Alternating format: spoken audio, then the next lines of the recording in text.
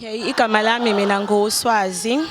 Ngiwusisi ka deceased lo solwa ngokulahleka kwesibhamu ngiqhamuka kaMashu kaK. Alright siswami, since namhlanje kuyi-court case ka-accused which is uMr Mhlongo, nizizwa kanjani njengefamily osukwini lanamhlanje? Siphatheke kabi kakhulu ngoba abasolwa bonke bobathathu umndeni wethu and siyaqala ukuthi sibonane nabo amehlo namehlo after emva kwesigameko, so nje inhliziyo zibhlungu kakhulu ngoba siwumndeni. Alright, awungithathe ungibeke nje mfethu ukuthi kwenzekani ngosuku lwesigameko.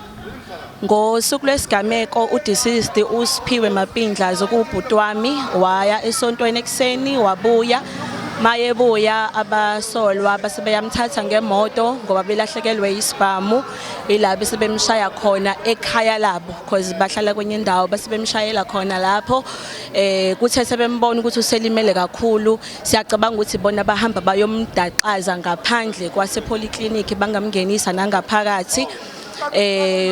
Bamthola ekseni ama security basebemngenisa ngaphakathi ila afike ke eseshonela khona.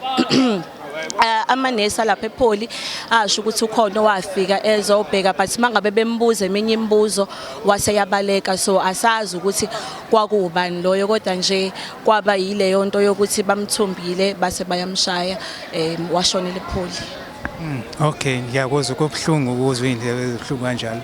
So namhlanje ngoba kuyi-court case kwenzeke nje ngaphakathi awusithatha usibeke because sigcine singaphumelelanga ukuthi singene ngaphakathi.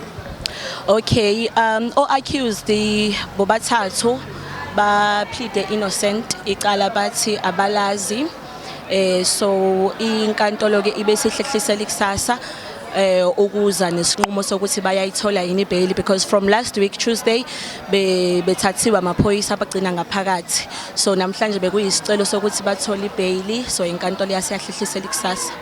Okay, awungithathe ungibeke nje umufi ukuthi nibeke umuntu onjani since ngiyazi ukuthi uthena eqaleni wayephuma esontweni, beke umuntu onjani?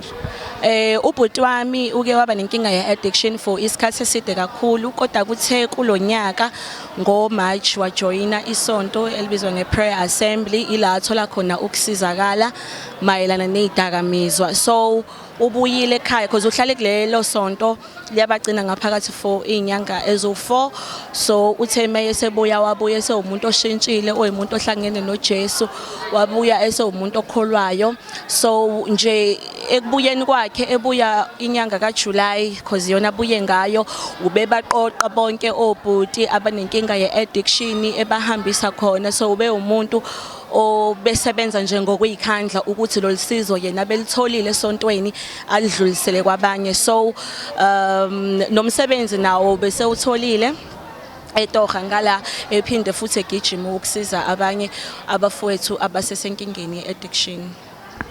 Alright, ngezwa mfowethu. Siyabonga kakhulu information oshare nathi namhlanje mfowethu. Sengathi le justice enidingayo ningayithola. Yebo siyabonga kakhulu and siyabonga nje nomphakathi nawo njengoba ufikile ngokuseka nokuma nathi kulesi sikhathi esibhekene nakho. Siyathemba ukuthi futhi umthetho uzoyidlala indima yawo uma beyayithola ijustice.